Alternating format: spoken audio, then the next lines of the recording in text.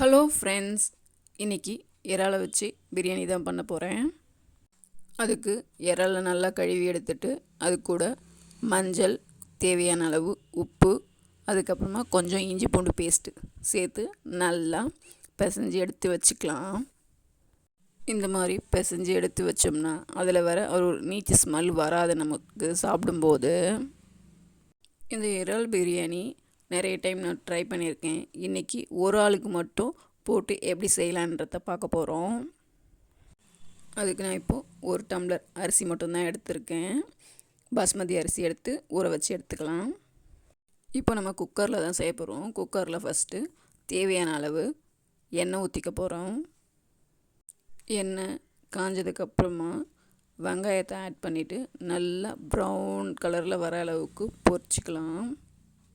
வெங்காயம் எவ்வளோ நல்லா வதங்குதோ, எவ்வளோ ப்ரௌன் கலரில் வருதோ அந்த அளவுக்கு டேஸ்ட்டு சூப்பராக இருக்கும் பிரியாணி. வெங்காயம் போட்டு வச்சு நல்லா ஃப்ரை பண்ணிக்கலாம்.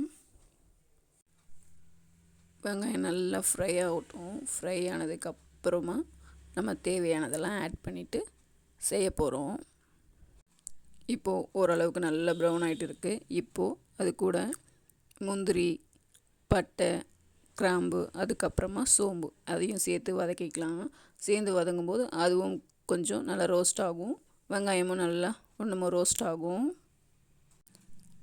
பார்த்திங்கன்னா நல்லா ரோஸ்ட் ஆகிட்டே வருது. இப்போது பச்சை மிளகா ஆட் பண்ணிவிட்டு அதையும் சேர்த்து நல்லா வதக்கி விட்டுக்கலாம். பச்சை மிளகாவும் நல்லா வதங்கினதுக்கப்புறமா இப்போ இஞ்சி பூண்டு பேஸ்ட்டு ஆட் பண்ணி அதையும் சேர்த்து நல்லா வதக்கி விட்டுக்கலாம். எல்லாம் சேர்ந்து நல்லா ப்ரௌன் கலரில் சேஞ்ச் ஆகி வரும். அப்போது உங்களுக்கு நல்ல ஃப்ளேவர் கிடைக்கும். இதுக்கப்புறமா கொத்தமல்லி, புதினா ஆட் பண்ணி அதையும் சேர்த்து நல்லா வதக்கிக்கலாம். இது எல்லாமே நல்லா வதங்கட்டும். நல்லா ப்ரௌன் ஆகிடுச்சு பாருங்கள். இந்த டைமில் தக்காளி ஆட் பண்ணி அதையும் சேர்த்து நல்லா வதக்கிக்கலாம்.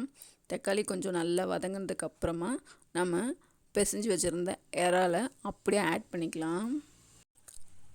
இறாலை ஆட் பண்ணிவிட்டு நல்லா வதக்கி விட்டுக்கலாம். நல்லா வதங்கட்டும். இதில் இறால் இருக்க தண்ணியை கொஞ்சம் விட்டு வரும். அதுவும் நல்லா சேர்ந்து நல்லா வதங்கட்டும். இந்த மாதிரி சேர்த்து வதக்கும்போது அதில் இருக்க நீச்சு ஸ்மெல்லாம் போய் நல்லாயிருக்கும் வதங்கிறது. இப்போ அது கூட தயிர் ஆட் பண்ணிவிட்டு நல்லா அதையும் சேர்த்து கலந்து விட்டுக்கலாம்.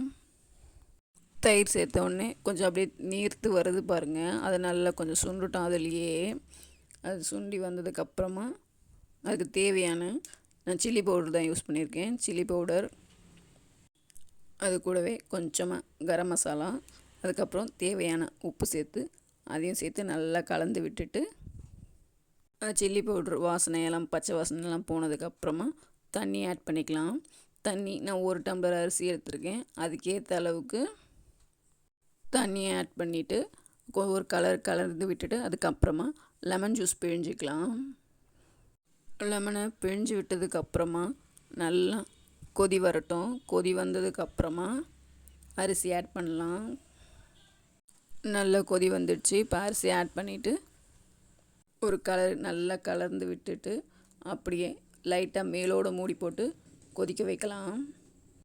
ஓரளவுக்கு நல்லா பாயில் ஆனதுக்கப்புறமா நம்ம மூடி போட்டு விசில் போட்டுக்கலாம். ஒரு விசில் வச்சா போதும், சூப்பராக இருக்கும். பாருங்கள், தண்ணிலாம் வற்றி சாதமும் பாதி அளவுக்கு வெந்திருக்கு. இப்போது நம்ம மூடிட்டு நல்லா காற்று மேலே வரும்போது விசில் போடலாம். அப்போ தான் நல்லா சீக்கிரமாக ப்ரெஷர் சூப்பராக வரும். ஒரே ஒரு விசில் விட்டால் போதும்.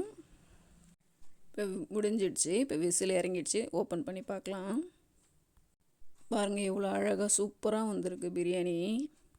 நல்லா உதிரி உதிரியாக சூப்பராக இருக்குது பிரியாணி. பார்க்குறதுக்கு கலர்ஃபுல்லாக இருக்குது. இந்த கலர் பார்த்திங்கன்னா நம்ம வெங்காயம் எவ்வளோ வதங்குறோமோ அந்தளவுக்கு நல்ல கலர் கொடுக்கும் பிரியாணி. இந்த வீடியோ பிடிச்சிருந்ததுன்னா லைக் பண்ணுங்கள், ஷேர் பண்ணுங்கள், சப்ஸ்கிரைப் பண்ணுங்கள். பார்த்திங்களா, சூப்பராக இறால் பிரியாணி ரெடி ஆயிடுச்சு. ஓகே, பாய்.